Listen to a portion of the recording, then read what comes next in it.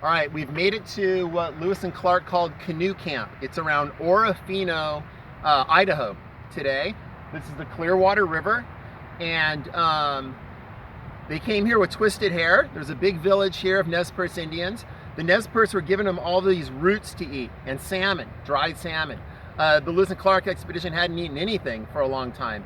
The men got horribly, horribly sick. They got dysentery, they had diarrhea, they were sick to their stomach, they were throwing up, they had fevers, which is very ironic because I have a fever right now and I'm very sick, and we ended up here at canoe camp. But they spent 2 weeks here, much of them completely unable to move. They were doubled over, curled up in a little ball. Lewis, for 10 to 12 days, said he couldn't even move. The Nez Perce Indians right here could have easily overtaken Lewis and Clark had they wanted to do that. They could have taken all of the supplies that Lewis and Clark had. The arsenal that Lewis and Clark expedition was carrying was bigger than any military arsenal this side of the Mississippi here in North America.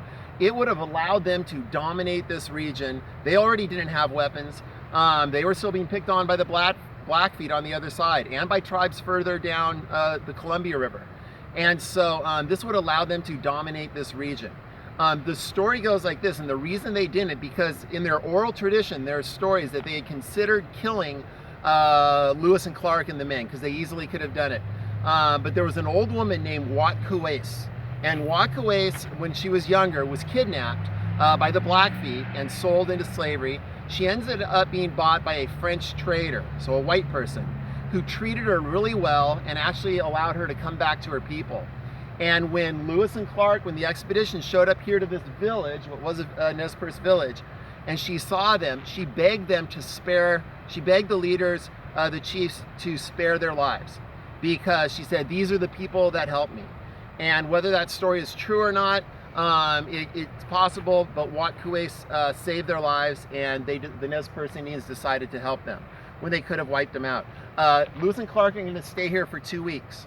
They're going to be recuperating mostly, but also building canoes, because now, for the first time since the very beginning of the expedition back in St. Louis, Missouri, they are now headed downriver. They were always headed upriver, then the long, arduous trek through the Rockies, and now this is the Clearwater, which is a big, wide, there's rapids ahead, the big, wide, navigable river that's going to go down. It's going to hit the Snake and then the Columbia River. And so they're going to stay here, and they're going to build canoes.